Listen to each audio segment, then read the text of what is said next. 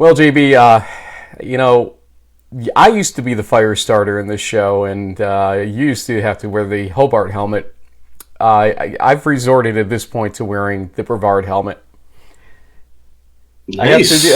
I have to be protected at all times with you because you're just like, you know, making teams mad, taking really, really wild positions. What is with you this season? I mean, is it a COVID thing? What is it?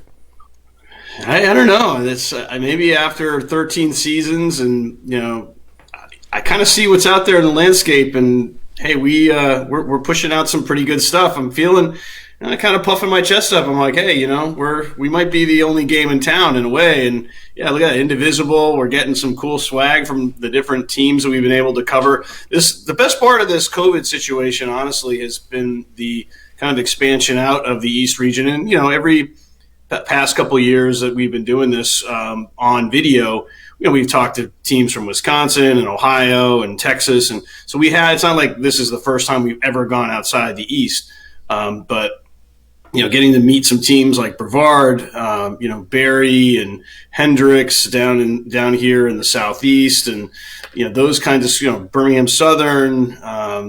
Out in the Heartland, Bluffton, etc. So it's been fun. And so, I'm going to ride with it. I'm going to enjoy it. I do every once in a while screw up and make mistakes like calling Washington and Jefferson the 2019 PAC champions. They were actually the 2018 ones. But, hey, the 2019 team that won it, Case Western, they opted out. So technically we can call W&J the defending champions, right? Sure. Let me Yeah. get braced for the hits that are coming in from that. I would highly recommend that you put this on at some point because Whoa. you're gonna I think need it. 34. Interesting. That's like a running back number, but I'll Fullback. take it. Yep, you're a fullback. I think at this Okay. point. Yeah, So yeah. 36 is my old number, but I'll take 34. That's actually kind of a cooler one in a way. we got to get Brevard to recruiter Rossi. I think is what's coming down to at some point. So Jakes, get on that. Okay, I got to get this thing off because we were just talking about how really comfortable helmets can be and how we really don't know why football players don't want to wear them more often. And we have an opening here to do, and so thank God for that. This is season 13, trust me, of In the Huddle.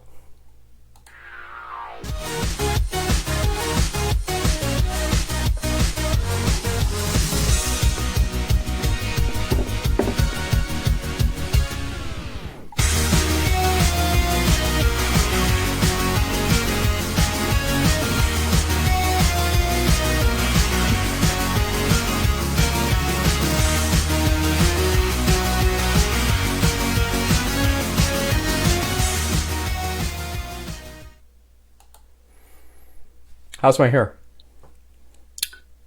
Perfect. Maybe a teeny little helmet dent at the top, but not too bad. I mean, you keep it pretty closely cropped there. It's Every all Friday, weather buddy. type of hairdo. Every It Friday. is. Got to Yes, hide the sir. grays somehow. Got to hide those grays. Okay, Oh, guys, since buddy. I haven't scheduled my haircut yet for today, we got to get the show on the road here. So it kind of tells a story right down here that we're down to 5 games, or at least full-on games. While we tell the story, the Wilkes story, you told it a little bit in the Facebook comments, but Yep. Wilkes reached back out to us when we did the whole, SIDs are great thing, and they didn't have a box score and all that stuff. And Drock, I think, had some response to us for that. So go ahead. Yeah, I mean, basically, Coach wanted to reach out and qualify the fact that, the Catholic Wilkes game was not really a game, and it was kind of understood that up front. They have some seniors that are not coming back, so Catholic wanted to get them, some playing time, just an actual sort of game type experience. Guys like Brady Berger and others who've had solid careers for the Cardinals, but really, I mean, by the second half, the Colonels had pulled most of their starters, if not all of them. They pretty much played their whole roster, and what what John was basically saying is like, hey, yeah, our SID was there, and he was doing a great job, juggling all the different things that he normally does whenever there's a live event. But because this was a scrimmage, we're not taking stats, we're not, taking things down for the record books, which we sort of understood it to be the opposite. And so it gets a little bit tricky, because there have been some statistics that have obviously been tabulated by the NCAA. Although when I checked this morning, I noticed that they're not exactly up to date or the best, kept so far. We'll have to wait and see how that all plays out. I mean, they had certain teams that have played 5 games listed as only playing 2.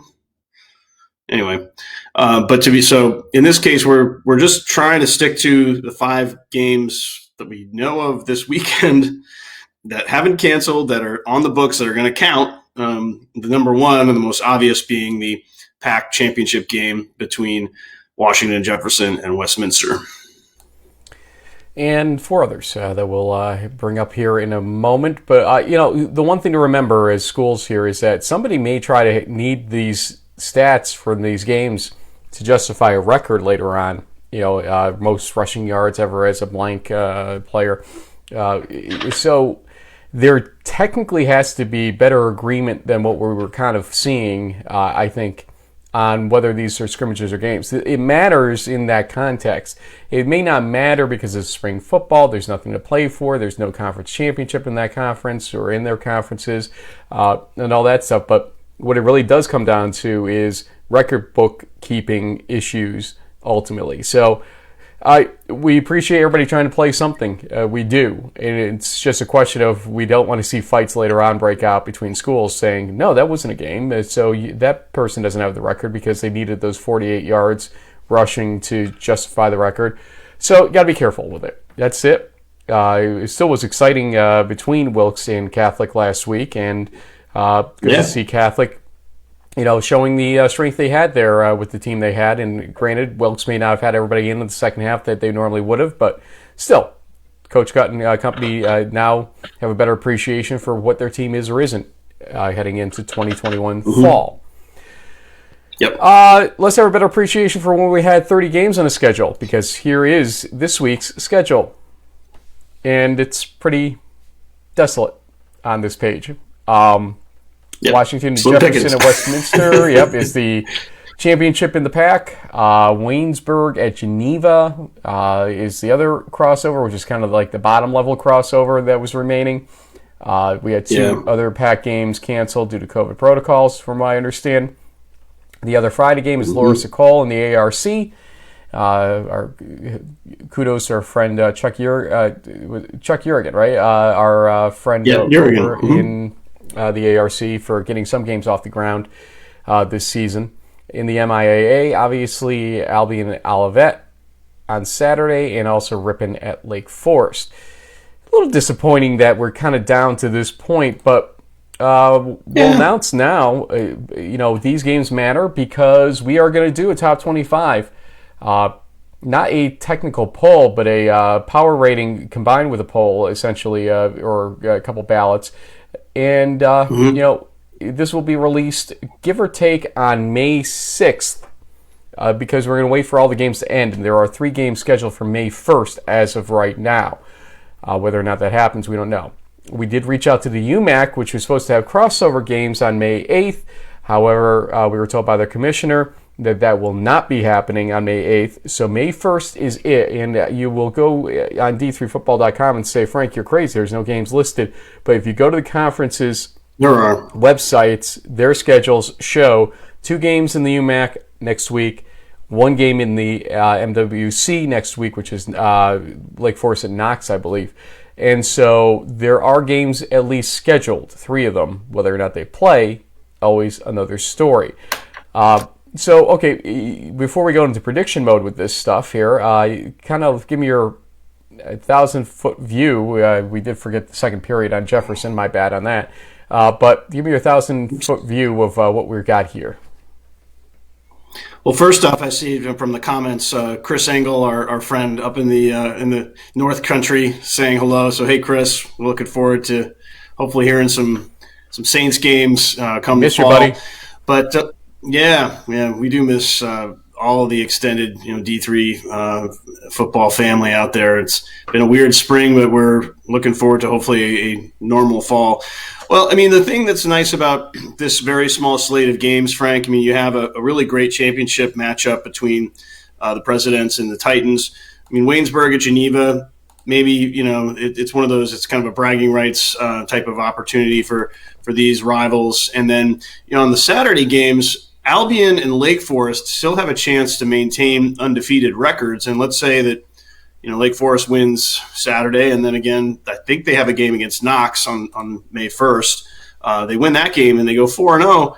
They're probably going to make that top 25 power ranking. Now, I know Coach Cat really wants that, important designation on his spring 2021 season. So, I mean, what more added motivation could this king of safeties possibly, want to add to the record books?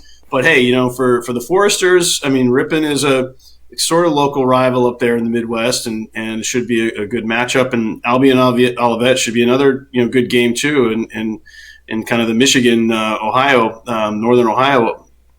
And so, hey, this is all we got at this point, and maybe we have a couple more games next weekend, and then long time of summer with no football until the end of August. So if you're a diehard football fan like me, you're grateful to have anything to tune into, and I'll definitely be checking out these games over the weekend. I don't mean to recount. Well, you know what they say about voting down here in Florida, Frank, so I don't know if I can help you. Well, are you picking games early and often? What were you doing along the way here? How did you get this lead suddenly? I don't understand this. All right, I want to recount. Okay, so last weekend we both picked Mount Union, and we got that right. Even though we were, the heart went with Heidelberg, and they should definitely be congratulated on the OAC West Division Championship, especially for all the hardships that they had. We both picked Lev-Val, which was a close call. I mean, that game came down to the final play, and it may not even have been a game. That could have been a scrimmage, too, for all we know, because, once again, no box score kind of tells me that might have been a game that was really a scrimmage. But anyway, I picked Eureka, and you got Concordia. So you got that one right, and then we both whiffed. Concordia did not let me down this season, by the way. Thank you, Concordia, for everything. The Falcons have been flying high, and it's hard to tell with the statistics, but James Lynn, their quarterback, is right up in the top ranked QB in D3 this spring, right up there with Braxton Plunk from Mount Union. We'll have to see if the stats really pair that out, but still to be in that company. Don't forget Whitworth too. Who is it? Jaden. Who's their quarterback? I'll look this up. I'm not going to let this one go. But Whitworth. Go ahead. Yeah, Whitworth's Jaden. I'll get it. Go ahead. They didn't play this. I don't think Whitworth played this spring. Oh no, season, or they were going to, and they got canceled. All right, who am I talking about then out west? Oh, you mean the? Yeah, Whitworth. Okay, I see. You mean the one out in Tacoma, Washington? That Whitworth. Yes. The Pirates. Yes. The Bucks. Yes. Yeah. But their quarterback. That's what's killing me here. Go ahead. Anyway, so we whiffed on Milliken. We both, Carthage picked up that win. I got Rose-Hulman right, and you picked Bluffton, so that was a swing and a miss. We both whiffed on Wilkes, ironically, but once again, we didn't realize that was a scrimmage, really. And then we both picked Lake Forest, and the safety dance proved us right there. But the differentiator, Frank, was my picking Westminster over Carnegie Mellon. You went with the Tartans, and it was a tough battle, but the Titans, won it. So if I'm right, I went 5-3, and you went 4-4. We whiffed on a couple of games similarly, which was interesting. But the difference was me getting Rose-Hulman and Westminster right, giving me a 1-point lead here in the final week of the season. Although I guess we could pick the week 13, if the 1 and 2 games left, depending on what it comes down to. By the way, out of respect, Jaden Pruitt was the quarterback I was thinking of, because he and Ethan Peliquin had some great numbers when they went, 4-0 this season, ultimately. We can't forget those names when if anybody out there is doing an All-American team, Pat Coleman, then don't forget Jaden Pruitt and Ethan Peliquin, please. Okay, still want the recount. I'm telling you, this is bull. But hey, we've got 5 minutes on the clock because we have 5 games. Talk to the hanging chads. I'm not touching that with a 10-foot, whatever. Okay. I guess we start the music, and we put up a game, and then I start the clock, and you're going first. Go. I mean, Coach Cat and the Foresters, man, they're like I said, what else would motivate them more than to make our illustrious top 25 power ranking? So they will find a way, whether it's safeties or otherwise, to outlast the Hawks. It's a low-scoring game, 21-17. Yeah, I think there was a fire lit under that team after they struggled last week against an Illinois college team they should have handily beaten when you really got down to it. Yeah, but I did warn them they could struggle against a team like Illinois College if they weren't careful. And they weren't careful, but then they showed a lot of safety. So, are we going to just kill that joke all for the next 2 weeks? Lake Forest wins this 26-2. It's going to go the other way. Safety's going to bite them back. MIAA, Albion at Olivet. Albion's had a good season. Olivet has struggled a little bit. I think that's the story here. And even though they are the road team, I think Albion will have a slight advantage in this. To the tune of... Boy, these games end up being higher scoring than we usually think. Then the one when we go high, it goes like 7-4 or 7-3. I guess 4 is a possibility after last week. What's the possibility? We saw it last weekend. Yeah, 34-31. Albion wins this. Yeah, I think the Britons will probably win this, maybe by a couple more points. I'll say it's going to be like a 49-35 type of game like we saw the last time. Loris Echo. Loris has put up some numbers. Co hasn't. I think that's what it comes down to. And granted, we're using a very small statistical set to make those determinations. But Loris looks good right now. Again, I hate picking the road teams in the spring because it seems to bite me when I do it. But I'm going to go Loris 37, Co 30. Yeah, I don't really know much about either of these teams, to be honest, but I've heard of the Cohawks, and they're the home team. I think they'll squeak one out at home, back and forth game, perhaps, assuming it doesn't get canceled, because we've seen a lot of ARC cancellations. It's still only 10-18, and they're playing at 8, so come on, guys, hang in there. Cohawks will win it 28-21. Okay, I think you were supposed to go first that time, so that was my bad, but I'll let you go first here. Waynesburg at Geneva. That means you. Golden Tornadoes. Their rushing attack will wear down Waynesburg in the end, especially after that big win they had over Grove City. They'll find a way, say, 38-28. Yeah, Geneva definitely has some momentum after beating Grove City, and I'm going to pretty much agree with you here. I don't know, a little bit lower scoring, 24-17, I think, in that game. And finally, the PAC Championship game for the title. I saw a little bit of jockeying going on Twitter about what our pick could or couldn't be in this one. So I'm going to start. Home team, Westminster, advantage. Got a quarterback that I think is really coming into his own right now in Cole Konechka. So I'm going to give it advantage to Westminster there. Washington Jefferson has the experience in the general winning know-how. They have the advantage there, I think, in this situation. That said, you give it to the home team here. Westminster wins this 27-24. Yeah, I had a feeling you might go that way, and history does sort of have your side of the equation, Frank, because the last 4 times these games have happened between these two, the Titans have won 3 out of the 4, and they've won so by narrow margins, 6 points, 7 points, and 7 points. There was one time where the Presidents did it, and they did it with a 1-point win. And, man, I was originally going to pick the Titans, but I think, to be fair to Coach, I think we should go with I think maybe it's that championship experience that's going to help put the Presidents over. So what the heck?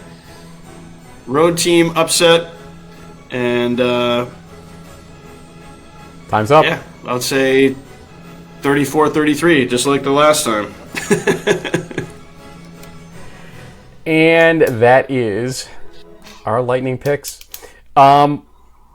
So we're going to focus in tonight, if you watch on Twitter, this game quite a bit. We'll obviously have 3 games we're watching, but this is going to be the focus game ultimately. And it's great to see hardware being handed out. Division 1 FCS still having their playoffs right now. For people that said that we couldn't have done it, FCS is proving it could have been done. But, at what cost? How long is that season? How many games is that season ultimately going to become? And then you're just going to turn around and have fall football in 3 months. This is a wear and tear that we were concerned about for Division 3. But we did have a way to still give out hardware. Here's an example of it on the screen still in Washington Jefferson at Westminster. Mary Hardin Baylor, your champions of the American Southwest Conference.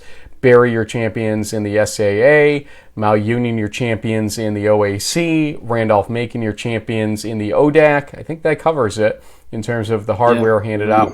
There's 5 of 5. It's funny, we're down to 5. Well, we had 5 championship games, and this is the 5th one. But again, we're going to have a top 25 ranking / poll type scenario for you on May 6th, give or take. So you'll want to tune in for that, and we'll keep reminding you about it as we lead up to it. JB, I think that's all we got here. So for another week here on In the Huddle, 19 episodes down, only a couple left to go in this season 13 that will never be forgotten. I will say see you next week. We will have a recap and schedule show all wrapped into one because obviously we are going to slim pickings, but we will still have guests and still have discussion for you next week and clips as well.